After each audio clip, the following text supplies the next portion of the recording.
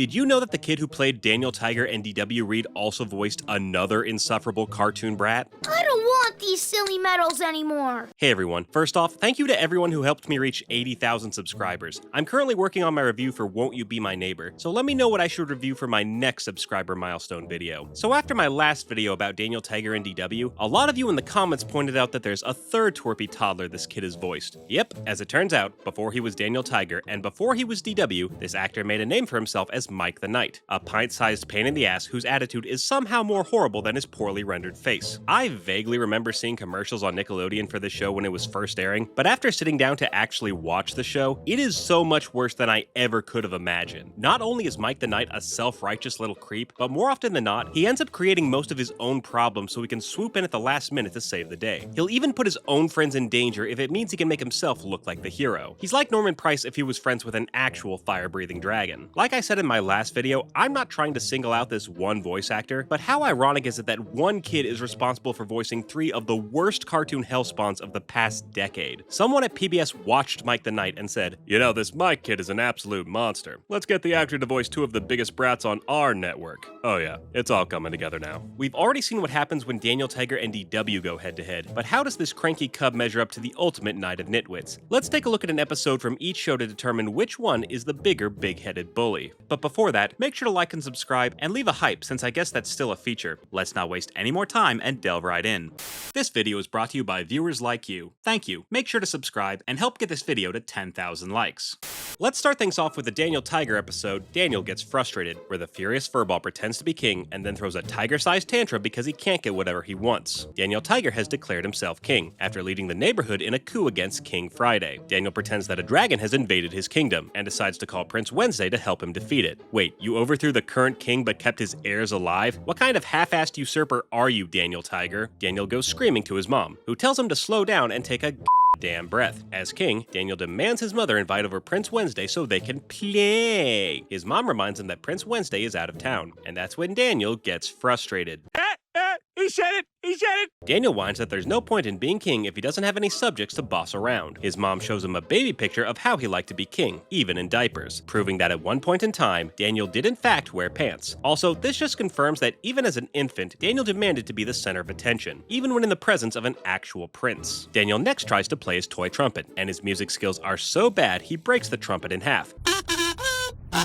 King Daniel asks his mom to take him to Music Man's stand shop to repair the $5 plastic trumpet. Sorry, did I say ask? I meant to say that King Daniel orders his mom to take him to the music shop, unless she wants to go out like Marie Antoinette. Daniel nearly drags his mom out the door before she reminds him that the music shop is closed, and that makes King Daniel even more frustrated. Grr. Daniel is upset that he isn't allowed to do 2 specific things, and jumps to the conclusion that he can't have anything. Because after all, what's the point of being king if you can't get whatever you want whenever you want it? Daniel's mom tells him to think of something else to do, but King Daniel says, "F that." Grr. I'm too frustrated. His mom says that the best thing you can do when you're frustrated is to chill the hell out and ask for help. Though I think Daniel is going to need a lot more help than you can give him in 11 minutes. Daniel asks for help for the first time in his life, and his mom tells him to stay busy by feeding the fish. Though I'm not sure it's a good idea to put Daniel Tiger in charge of other living things. It seems like life has already punished these fish enough with how f***ed up their faces are. Daniel gets tired of playing God with the fish, and instead decides to lord over his mom. He drags her to his room so they can play. The two decide to make a castle out of blocks, because if there's one thing we know about Daniel Tiger, he always keeps a level head when blocks are involved. They make the castle really tall and narrow, as any sane builder would do, and Daniel insists on putting his Tiggy doll on top. Tiggy accidentally falls over, which wouldn't be too bad if Daniel's clumsy ass didn't proceed to drop Tiggy 4 more times. Grr. Grr.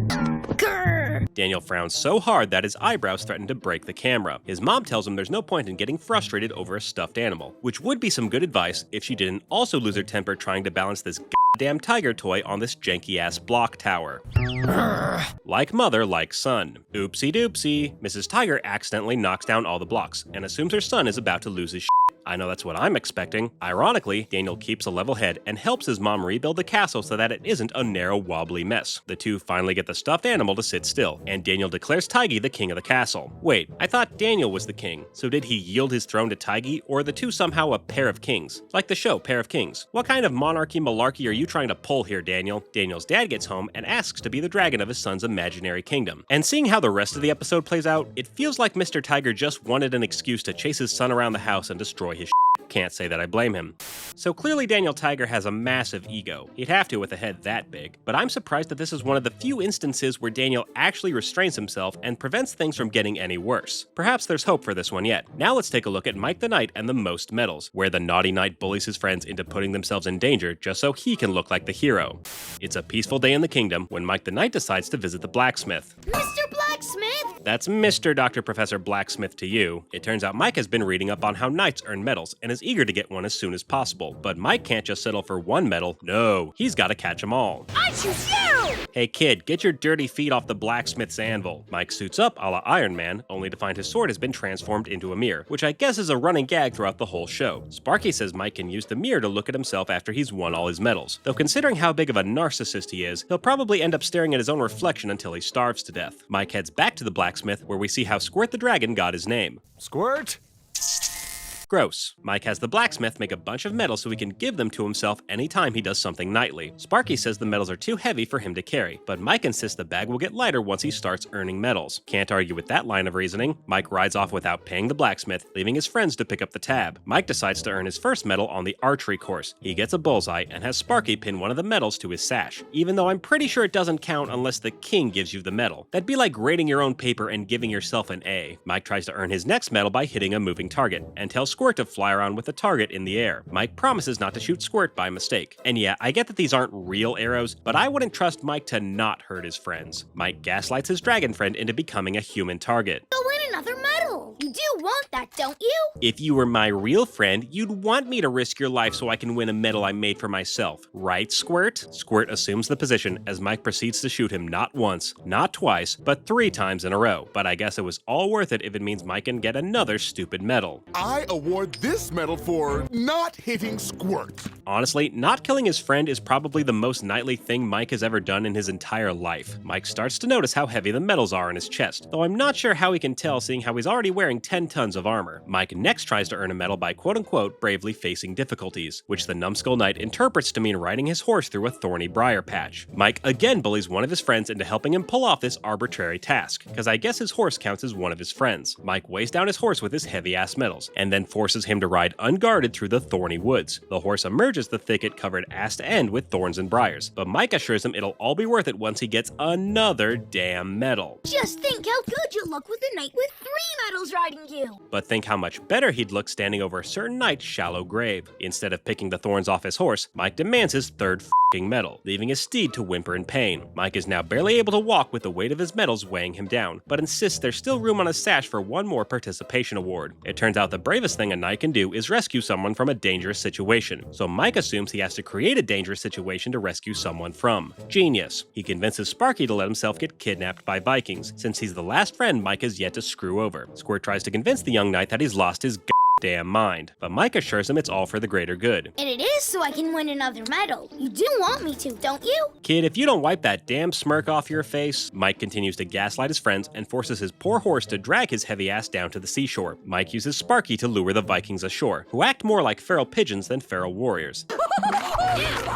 The Vikings whisk Sparky away, as only now does the reluctant dragon start to see the flaws in Mike's plan. This isn't right! Mike attempts to rescue Sparky, but finds his medals make him too heavy to run or fight. Gee, maybe you shouldn't have asked the blacksmith to make them so big. Eh, Mike? Mike finally realizes how big of a jerk he's been, and denounces the medals he didn't even deserve in the first place. He uses the shiny medals to lure the Vikings back to shore, and tricks them into falling in love with their own reflections. He gets Sparky to safety, and apologizes to all his friends for putting their lives in danger. Nevertheless, Sparky Sparky commends Mike for his heroic rescue, even though, again, Sparky wouldn't have needed rescuing if Mike didn't force him to be live bait in the first place. The episode ends with the minstrel singing the moral of the story right before he's kidnapped by the Vikings and killed off screen. So now that we've seen both of these twerps at their worst moments, let's determine which one is the more pitiful protagonist. Up first, we have Daniel Tiger, who declared himself king just so he could make his friends and family do whatever he wanted. When he realized that he couldn't get whatever he wanted, he threw a massive hissy fit until his mom agreed to play with him. Things only got worse as Daniel's crappy block castle led to everyone in the Tiger family getting royally pissed off, proving that the apple doesn't fall far from the tiger tree. But as bad as Daniel was in this episode, it does not hold a candle to the sheer callous and cruelty of Mike the Knight. Mike spent the whole episode trying to give himself as many participation awards as possible so he could brag about his arbitrary accomplishments, which would be bad enough if he didn't also put his friends in danger at every step along the way. He gaslit his friends into harming themselves, also Mike could give himself a bunch of medals that were literally too big for his britches. He only regretted his actions after his friend got kidnapped and was nearly killed by Vikings. And even when Mike finally apologized for hurting his friends, he still got to feel like a hero for solving a problem that he created. And keep in mind, Mike is supposed to be 8 years old. That means he's the same age as Arthur and also twice the age of DW and Daniel Tiger. So this is one character whose immaturity can't be written off as infantile naivete. Mike may still be a kid, but he should definitely know better than to sacrifice his friends for a worthless vanity prize. With all that being said, I think it's pretty clear which one of these twerps is the more despicable delinquent. Daniel Tiger might be a self-centered attention whore, but at least he doesn't put his friends in mortal danger just so he can make himself look like a hero. F you, Mike the Knight. Thanks for watching, everyone. If there's a specific cartoon you want me to watch, top-tier patrons can commission a review for my channel. You can also become a channel member to get early access to all my uncensored videos. Thanks again for watching, and I'll see you all next time. And I say, hey, what a wonderful kind of day. If you can learn to work and play and get along.